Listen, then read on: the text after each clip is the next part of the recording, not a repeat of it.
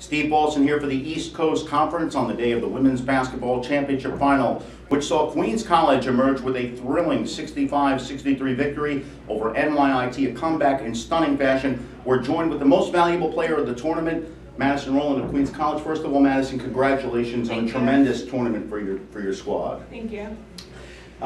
It's been the MO for your team. You've struggled in first halves. You did a little bit last night, but the hole was deeper today. What has your coach tried to impart on you to try to get that game going, especially in the locker room at halftime? At halftime, she said get back to our style of play, which is defense and run out in transition. We weren't doing that in the first half. Our defense was not there, but we stepped it up. We played our defense, and it got us the win. Were there any adjustments that you made specifically? Because from the opening minutes of the second half, it was very obvious that you were a force in that contest. Did you change anything at halftime? Was there anything else that allowed you to get more involved in the game? I just played more aggressive. I'm so competitive. I did not want to lose at all. So my mindset coming out of halftime was just, we need to get this win, so I'm going to do whatever I can to get the team to win. So as the second half progressed, there was still a double-digit deficit, and now your team is seeing the clock wind down. Was there ever a point of desperation where you felt like we might not have enough time to pull this off? I never felt that, and I'm pretty sure nobody on the team thought that. We played with so much heart. We were in this position before it against LA Post here during conference play, and we pulled it off. We thought we were in this position before, we can do it again. Well, you certainly did it today. So let's walk through the last few seconds of that game that I think took about an hour and a half to complete.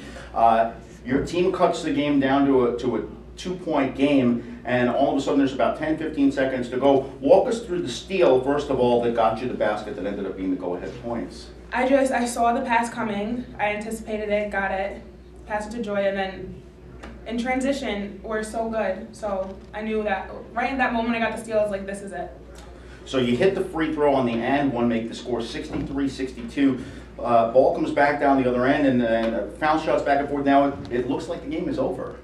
And there was that brief moment where the referee put that second back on the clock. What's going through your mind during that period of time? And again, if you didn't see it, the ball was deflected, looked like the game was over, and Madison grabbed the ball, was called on a double dribble. What was that period like in your head? I was so mad at myself.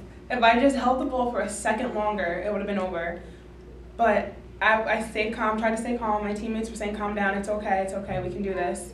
And we just finished the last second. Well, you got that last second, and you got the championship. It's the second one in the history of the Queens College program. We had your sister Mackenzie here yesterday, and how special is it for the two of you to be able to have such a big impact on the program together and now earn that championship plaque together?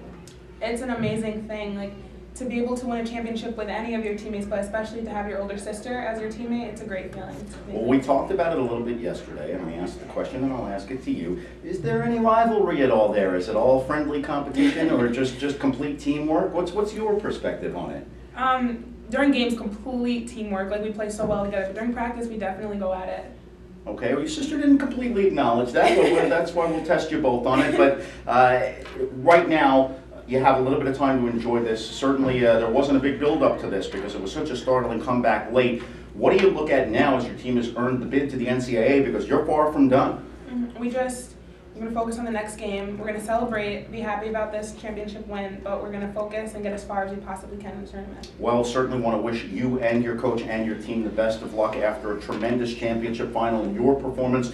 38 points in today's game, the winning bucket, and the tournament most valuable player, Madison Rowland. Congratulations. Thank you. Madison Rowland of the Queens College Knights, the 2015 East Coast Conference Women's Basketball Champions. For the ECC, this is Steve Paulson.